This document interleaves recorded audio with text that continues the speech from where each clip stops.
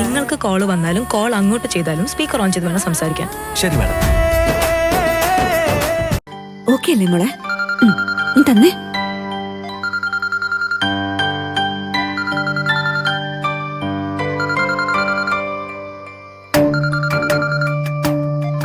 രഘുവേട്ടൻ പഞ്ചരത്നത്തിലേക്ക് പോയെന്നാണല്ലോ ദാസങ്ങൾ പറഞ്ഞത്.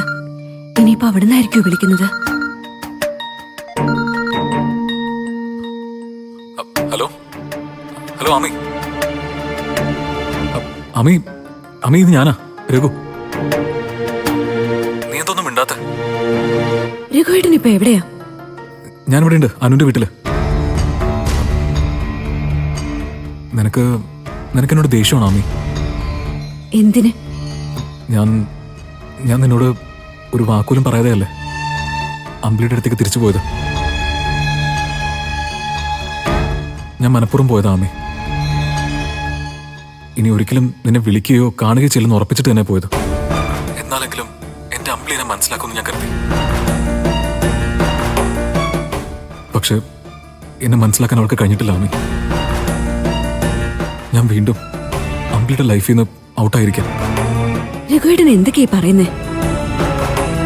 രഘുവേട്ടൻ പഞ്ചരത്നത്തിലേക്ക് പോയെന്ന് ദാസങ്ങൾ പറഞ്ഞപ്പോ ഏറ്റവും കൂടുതൽ സമാധാനിച്ചത് ഞാനാ. രഘുവേട്ടന് ഒരു വാക്ക് എന്നോട് പറഞ്ഞിട്ട് പോകാമായിരുന്നു എന്ന് എനിക്ക് തോന്നിയിട്ടുണ്ട്.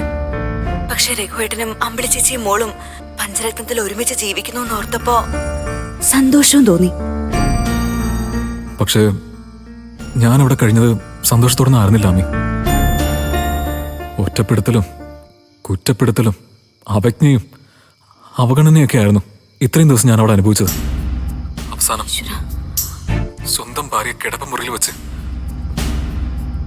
പീഡിപ്പിക്കാൻ ശ്രമിച്ചവനെന്നൊരു ആരോപണം കൂടി കേൾപ്പിക്കേണ്ടി വന്നു. രഘുവേട്ട, എനിക്കിതൊന്നും കേട്ടിട്ട് വിശ്വസിക്കാനാവുന്നില്ല. എന്റെ ജീവിതത്തിൽ ഇങ്ങനെയൊക്കെ ഉണ്ടാവുന്നു ഞാനും ഒരിക്കലും വിശ്വസിച്ചല്ല അമ്മി. അത്രമാത്രം ഞാൻ എന്റെ കുടുംബത്തെ സ്നേഹിച്ചിരുന്നു. എന്റെ ഭാഗത്തുനിന്ന് ഒരു തെറ്റ് സംഭവിച്ചാൽ കൂടി ക്ഷമിക്കേണ്ടവളായിരുന്നു അമ്പിളി. പക്ഷെ ഒരു തെറ്റും ചെയ്യാതെ അവളെന്നെ ശിക്ഷിച്ചോളഞ്ഞു.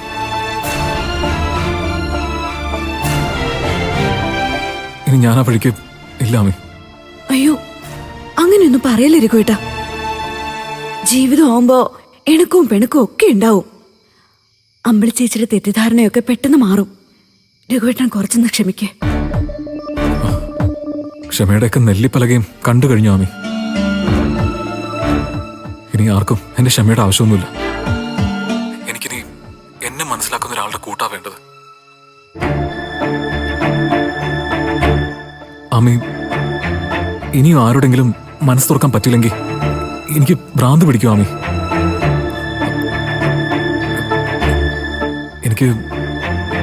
എനിക്ക് നിന്നൊന്ന് കാണാൻ തോന്നുന്നുണ്ട് ആമി. ഞാൻ അങ്ങോട്ട് വരട്ടെ?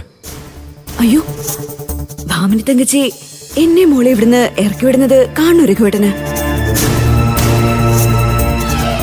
വേണ്ട രഘുവേട്ട, ഇപ്പൊ തന്നെ ഞാനും മോളും കാരണം രഘുവേട്ടൻ എന്തൊക്കെയോ അനുഭവിച്ചു. ഇനിയും എന്നെ മോളെ വന്ന് കണ്ട് രഘുവേട്ടനും ബാക്കിയുള്ളവരും കൂടുതൽ സങ്കടത്തിലായി തീരണോ? എന്റെ സങ്കടം കാണാൻ ഇതുവരെ ആരും തയ്യാറായിട്ടില്ല. അതുകൊണ്ട് മറ്റുള്ളവരുടെ സങ്കടത്തെക്കുറിച്ചും ഞാനും ആലോചിക്കുന്നില്ല. നിനക്കും എന്നെ അകറ്റി നിർത്തുന്ന നല്ലതെന്ന് തോന്നുന്നുണ്ടെങ്കിൽ ആയിക്കോ. പക്ഷെ അതെന്റെ മുഖത്ത് നോക്കി പറയണം നീ. നാളെ മിയമോളെ ഫിസിയോതെറാപ്പി സെന്ററിലേക്ക് കൊണ്ടുപോകാൻ വരുന്നത് ഞാനായിരിക്കും ആമി. ആമി, എനിക്ക് നിന്നെ ഒന്ന് കാണണം, സംസാരിക്കണം. ദയവ് ഇത് പറ്റില്ലെന്ന് മാത്രം പറയരുത്. നാളെ ഞാനവിടെ വന്നിരിക്കും. ശരി?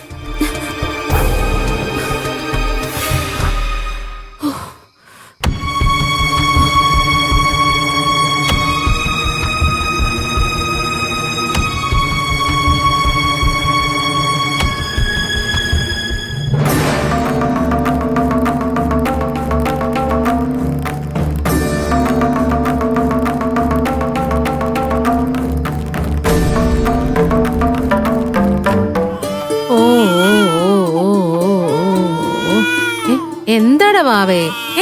കരയില്ലടാ മോനെ. അമ്മ പാല് തന്നല്ലോ, പിന്നെ എന്തിനാ അമ്പിളിയമ്മയുടെ മോൻ കരയുന്നേ?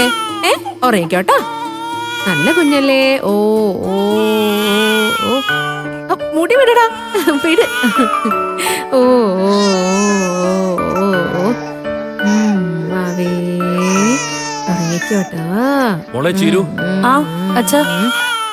ഓ ഓ വാവാ. അച്ഛാ, എന്തിനാ മോള് കുഞ്ഞേറിയത്? അറിയില്ല അച്ഛാ, രാത്രി ഇടയ്ക്ക് ഇങ്ങനെ കുഞ്ഞു കരയാറുണ്ട്. ആ ശരി. അമ്പിളി അപ്പുറത്തെ മുറിയിൽ നിന്ന് മോൻ കരയുന്നത് കേട്ടിട്ട് ഇങ്ങോട്ട് ഓടി വന്നതാണോ? ചേച്ചി ഈ മുറിയില അച്ഛാ കിടക്കുന്ന. മക്കളുടെ അടുത്ത് ഭാനുമ്മയും മഞ്ചാടിയുണ്ട്. ആ, ഞാൻ വിചാരിച്ചു മഞ്ചാടി ആയിരിക്കും നിന്റെ കൂടെ കൂട്ടുകിടക്കുന്നതെന്ന്.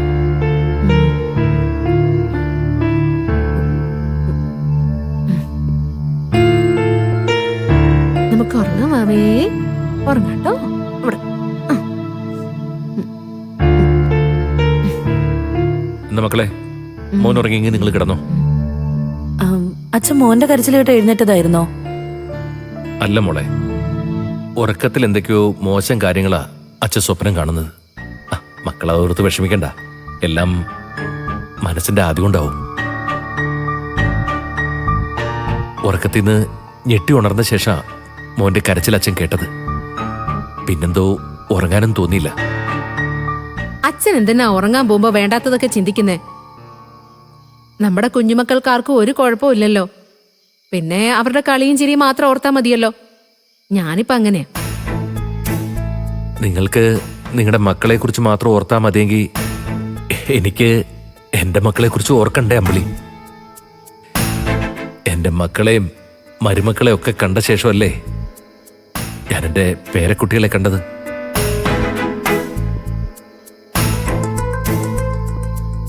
എല്ലാ തെറ്റുകളും പൊറുക്കണമെന്ന് പറഞ്ഞ് നിന്റെ കാൽക്കിൽ വന്ന് വീണ രഘുവിനെ നീ സങ്കടപ്പെടുത്തരുതായിരുന്നു.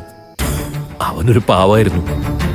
അതുകൊണ്ട് നിനക്ക് എങ്ങനെയും അവനെ കൊണ്ട് നടക്കായിരുന്നു. ഈ പാവത്തന്മാരൊക്കെ പിടിവിട്ടു പോയാ അവര് പിന്നെ എന്തായി തീരുമെന്ന് ആർക്കും പ്രവചിക്കാനാവില്ല. എന്തെങ്കിലും ആയി തീരട്ടെ അച്ഛ, ഞാനിപ്പോ അതിനെക്കുറിച്ച് ചിന്തിക്കുന്നേ ഇല്ല. രവിയേട്ടന്റെ ശരീരം മാത്രം ഇവിടെ ഉണ്ടായിട്ട് കാര്യമില്ലല്ലോ, മനസ്സും കൂടെ വേണം. അത് എന്റെ അടുത്ത് മാത്രമായിട്ട് നിൽക്കുന്നില്ലെന്ന് തോന്നിയത് കൊണ്ട് തന്നെയാ ഞാൻ എന്റെ തീരുമാനം എടുത്തത്.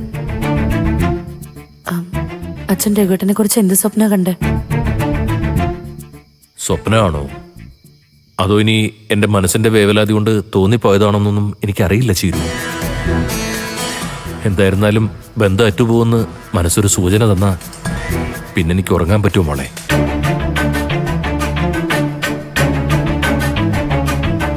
അച്ഛാ, മോള് പോയി കിടന്നു. അച്ഛനും മുറിയിലേക്ക് പോവാ. മക്കളെ സുഖമായിട്ട് കിടന്നു. കഥ അടച്ചു.